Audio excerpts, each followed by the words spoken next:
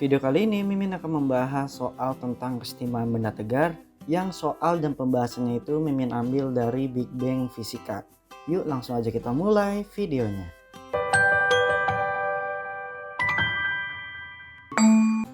Oke, kita masuk ke soal yang pertama. Jadi di soal pertama itu pertanyaannya gini ya. 4 buah partikel dihubungkan dengan batang seperti pada gambar di bawah.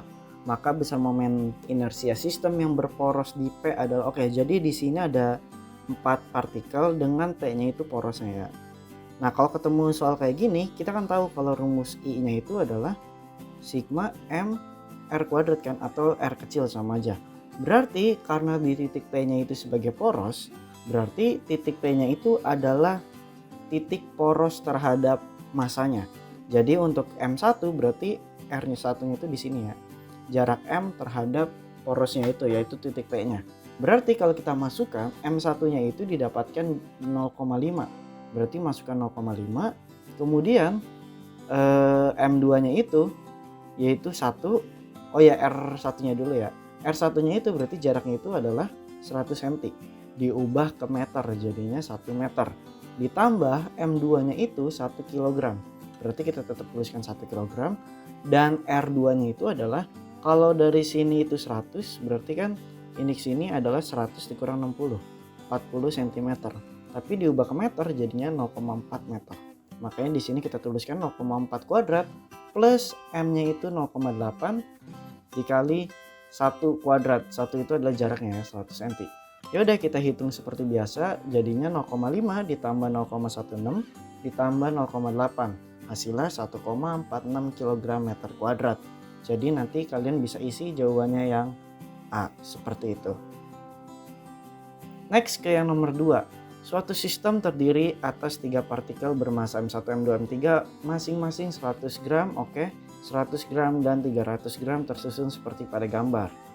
Nah, ini berarti gambar itu membentuk segitiga ya. Kalau tadi kan cuma horizontal biasa. Kemudian jarak M1 itu jarak M1 dan M2 itu 40 cm. Berarti di sini 40 cm. Dan M2, M3-nya itu 30 cm.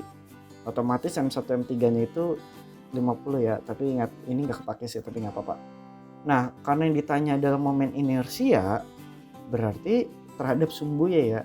Ingat, kalau terhadap sumbu Y, itu artinya kita mencari sumbu X. Oke? Jadinya kita masukkan aja. Sigma I berarti kan MR kuadrat tambah MR kuadrat ditambah MR kuadrat. M1-nya itu adalah ada di porosnya. Berarti benda yang ada di porosnya tidak memiliki inersia ya. Jadinya kita anggap 0 aja langsung. Ditambah M2-nya itu, nah M2-nya itu dikatakan 100 gram berarti 0,1 kg ya. Dikali, nah kita ambil, ingat diambil yang sumbu X-nya. Berarti kan jarak dari M2 ke poros ini adalah 40 cm. Makanya diubah jadi meter, 0,4 kuadrat. Ditambah 0,3 itu adalah 300 gramnya ini. Jadinya kan 0,3 dikali. Nah, walaupun dia miring kayak gini, tapi ingat yang kita pakai tetap yang terhadap sumbu poros yang sumbu Y-nya ini. Jadi yang kita ambil sumbu X-nya ini ya. Yang kita ambil tuh di sumbu Y X-nya. Jadinya tetap 40 cm. Jadinya tetap diubah ke meter, jadinya 0,4 kuadrat. Nah, ya udah kita hitung 0,1 dikali 0,16 jadinya 0,4. 0,16 ditambah 0,48 ya. Jadinya 6,4 kali 10⁻² kg. Ini meter kuadrat. Jadinya jawabannya itu nanti yang D, seperti itu aja. Next, masih soal yang sama tentang momen inersia, tapi di sini tingkat tipe soalnya berbeda lagi, agak sedikit lebih sulit. Jadi kalau di sini kita disuruh mencari momen inersia yang terletak di 1/4 dari salah satu ujung batangnya. Artinya di sini 1/4 atau bisa juga dari sini 1/4 L. Jadi di sini kan biasanya kalau kita udah hafal yang tentang batang panjang itu, ketika diputar di pusat atau di tengah-tengah, itu kan kita bisa gunakan rumus 1/12 ml kuadrat ya. Kalau di pinggirnya itu berarti di paling pojok. Itu berarti kita bisa masukkan 1/3 ml kuadrat. Nah, gimana caranya kalau misalnya yang diputarnya itu bukan di sini, tapi di sini? Nah kita bisa langsung gunakan rumus ini yang I sama dengan I0 plus MR kuadrat. I0 nya ini adalah perputaran yang ada di pusat batangnya. Berarti kan 1/12 ya, kita gunakan 1/12 nya. Nah R yang di sini nih, ini R nya itu adalah jarak yang diputarnya itu terhadap poros. Berarti dari sini ke sini adalah 1/4-nya juga kan. Makanya kita masukkan 1/4 L kuadrat. Berarti kalau kita hitung biasa, penjumlahan biasa ya, jadinya 7/48 ml kuadrat. Maka nanti jawabannya yang C. Ngerti lah ya maksudnya ya. Jadi kalian pahami tentang yang mr kuadrat yang di sini. Jadi R-nya itu adalah jarak poros terhadap pusat batangnya. Next ke soal selanjutnya yaitu tentang katrol. Nah katrol ini soal yang paling sering keluar ya di keseimbangan benda tegar di dinamika rotasi. Jadi ini ada katrol, kemudian MA-nya itu 5 kg, MB-nya itu 2 kg, dan massa katrol itu 1 kg. Katrol dianggap silinder pejal. Oke, silinder pejal ya. Dengan gravitasi sekian. Kita disuruh menghitung T1 dan T2-nya. Oke, ini kita gunakan rumus yang pernah Mimin kasih, yang pernah Mimin bahas di video tentang keseimbangan benda tegar. Kalian bisa langsung gunakan rumus A sama dengan sigma F per sigma M. Jadi sigma F-nya itu adalah gaya apa aja yang bekerja di sistem. Kalau kita uraikan gayanya, kan ke sini ada WA dan ke bawah itu ada WB. Nah, tapi kan arahnya berlawanan ya. Berlawanan gimana? Ketika WA-nya ke bawah, pasti kan nanti B-nya bisa ke atas gitu. Itu yang dikatakan berlawanan. Jadi bukan karena ke bawah gini. Ya udah, karena yang besarnya itu WA, berarti kita tuliskan WA-nya dulu. WA dikurang WB per MA plus MB plus KM. K ini adalah konstanta tiap bendanya ya. Kalau tadi di soal sebelumnya yang batang itu 1/12/3, kalau bola pejal 2/5 dan seterusnya. Tapi kalau di sini itu udah jelas adalah setengahnya. Berarti bisa kita tuliskan K-nya itu setengahnya. Kita masukin deh. Nah, WA ini adalah M kali G, ingat ya. Jadinya di sini 5 dikali 10. 50 min 20 per 5 ditambah 2 ditambah setengah dikali 1. Kita hitung seperti biasa. Kalian bisa ya 50 kurang 20, 30. 30 per 7,5 jadinya 4 meter per second kuadrat. Nah ini baru mencari A-nya, sedangkan yang ditanya adalah tegangannya juga. Oke, cara nyari tegangannya kita tinjau bendanya satu-satu. Kita tinjau yang benda A-nya dulu ya. Nah kita masukkan ke hukum Newton kayak biasa, sigma F sama dengan M dikali A. Oke, nah sigma F-nya ini kita masukin WA dikurang T. Kenapa harus WA dikurang T? Karena kalau dilihat dari gambar, yang paling gede itu adalah yang WA-nya. Jadi simpel lagi nih. Kalau yang paling gede WA-nya atau bisa ditulis WA-nya itu lebih besar dari WB, maka nanti di rumus sigma F-nya teman-teman atau kalian bisa langsung gunakan rumus WA min T. Kalau yang WB berarti T min WB. Paham ya? Cara simpel lagi tuh. Berarti kita masukin WA-nya itu kan tadi 50 ya, dikurang T1 sama dengan MA itu karena kita tinjau benda A, makanya kita pakai itu MA-nya yaitu 5 kg. Dikali 4. 4 itu yang kita dapatkan tadi. Kita hitung biasa T1 dapat 30 Newton. Ya. Karena di sini katrolnya itu ada jenis katrolnya. Misalkan silinder pejal atau berapa, maka tegangan talinya itu berbeda. Jadi kalau di kelas 10 kan pasti tegangan talinya sama, kalau ini berbeda ya. Ya udah kita masukin. Berarti sigma F sama dengan M dikali A, sigma F-nya itu berarti T min WB yang tadi udah Mimin bilang ya. Sama dengan karena di benda B makanya MB dikali A. T2 dikurang 20 sama dengan 2 dikali 4. Maka T2-nya didapatkan 28. Jadi kalau ditanya berapa percepatan tegangan talinya, kalian berarti jawabannya itu yang A ya. Udah seperti itu aja. Next ke soal selanjutnya. Nah kalau di soal ini kita disuruh menghitung sama kayak tadi, tapi bentuk katrolnya itu berbeda. Rangkaiannya berbeda dan katrolnya itu dikatakan roda katrol berongga. Kalau tadi kan silinder ya. Nah sama pakai cara kayak tadi, berarti sigma F sama dengan M dikali sigma F per M sigma M. Ya berarti sigma F yang bekerja itu cuma ada WB. Karena di WA ini dia nggak mandek di tanahnya itu, di lantainya itu, dan dia tidak menyebabkan bendanya itu jatuh. Karena kan di sini arahnya itu ke bawah ya, dan ini ke kanan. Jadinya kita hanya menuliskan WB. Ya udah masukin kayak tadi. Kita hitung biasa T1 sama dengan M dikali A. Sigma F sama dengan M dikali A. Sigma F-nya itu berarti T min WB. Karena di sini katrolnya itu berbeda. Karena di sini arahnya itu ke bawah ya, dan ini ke kanan. Jadinya kita hanya menuliskan WB. per MA ditambah MB ditambah K dikali M. Kalau tadi K-nya itu setengah, kalau di sini 1. Nah, untuk yang K ini itu udah ketentuan. Jadi kalian memang harus menghafal benda apa yang memiliki K sekian dan seterusnya. Kita masukin, berarti A sama dengan 20 per 7 ditambah 2 ditambah 1 dikali 1. Maka didapatkan 2 per 10 atau 2 meter per second kuadrat. Nah, pakai cara yang sama kayak tadi, karena yang ditanya T1 yaitu yang ada di karena yang ada di T2, yang ada di benda 2, benda B, berarti kita uraikan benda yang di B-nya aja. Jadi sigma F sama dengan M dikali A. Berarti WB dikurang T sama dengan MB dikali A. WB-nya itu 20 dikurang T1 sama dengan 2 dikali 2. A-nya itu 2 yang dapat dari tadi itu. Maka didapatkan T1-nya itu 16 Newton. Berarti nanti jawabannya yang D, seperti itu aja. Lanjut ke soal selanjutnya. Nah, kita udah masuk ke subbab keseimbangan partikel ya. Jadi di keseimbangan partikel ini kita dikasih 2 buah katrol, kemudian ada tali yang menghubungkan ketiga benda itu ya.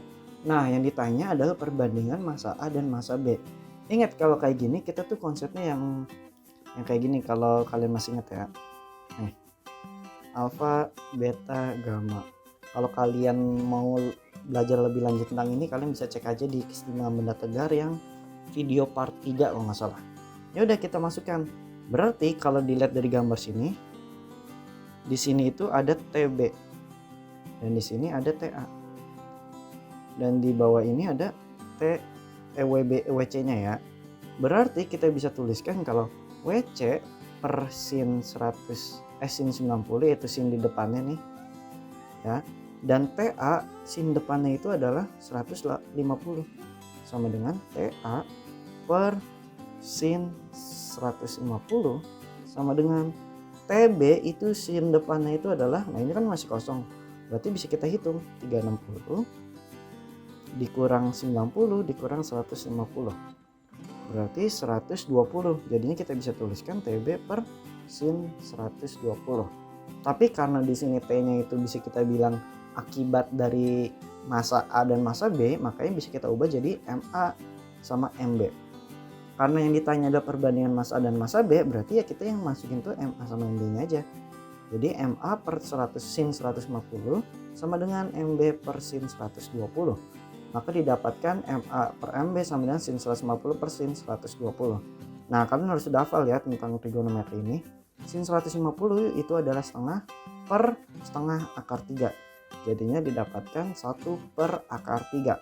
Karena yang ditanya adalah massa A-nya dulu, maka jawabannya 1 banding akar 3 gitu. Awas ya kebalik, jadi jawabannya A. Oke, hati-hati kebalik dalam menentukan jawabannya ini. Next kita masuk ke katrol, tapi di sini gabungan dengan dinamika rotasi yang kesetimbangan gitu. Jadi kalau di soal ini balok AB-nya itu 4 meter dan BZ-nya itu 1. Jadi kalau kita tuliskan di sini itu 4 meter dan ke sini itu 1 meter. Oke, ya, jika berat balok 100 Newton, berat balok 100 Newton.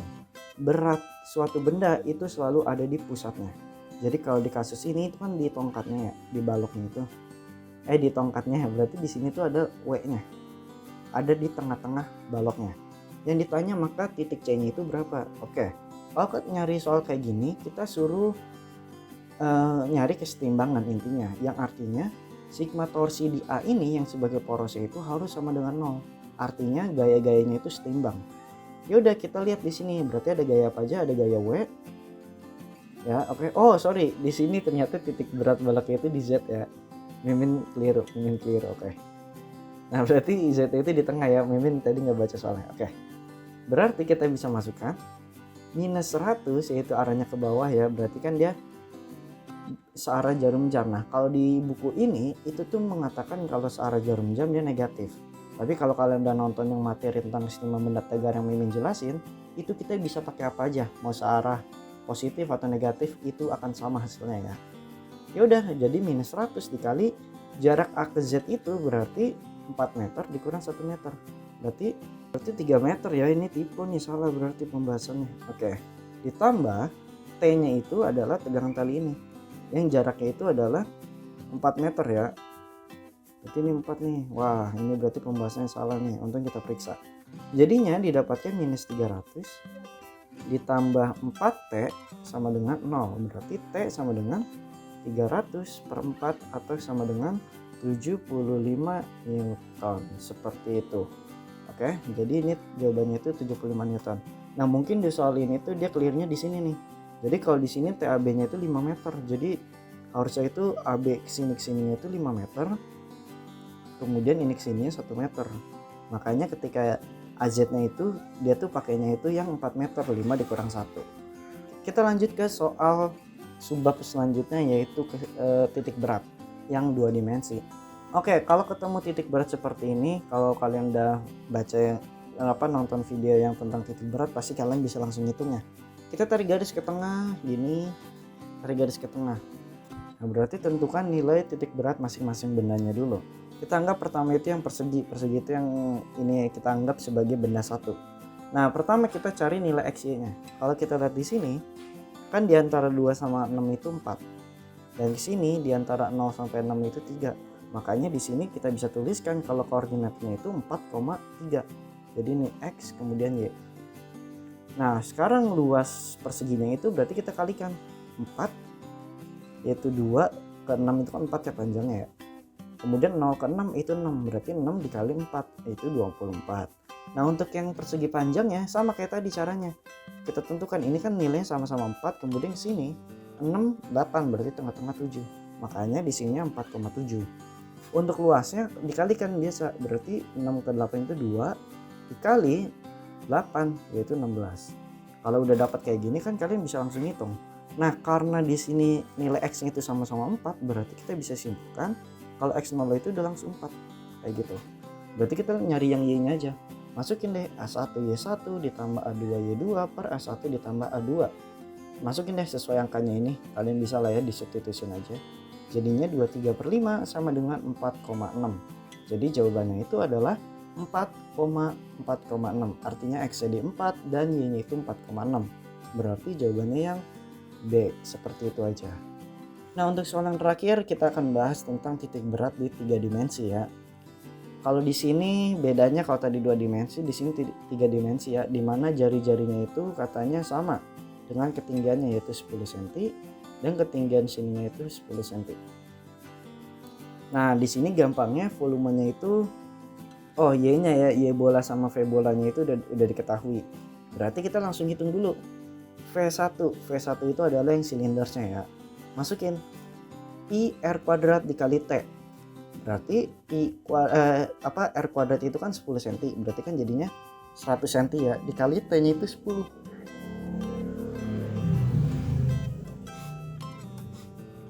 Jadinya 1000. Dikali pi-nya itu yang tadi, jadinya 1000 pi. Nah, kemudian pusat masanya berarti kita lihat di sini. Kita tarik garis ke tengah ya. Untuk yang di silinder atau tabung. Ya udah didapatkan koordinatnya 0 dan ketinggian di sini itu adalah 5. Jadinya 0,5. Ya sama kayak tadi.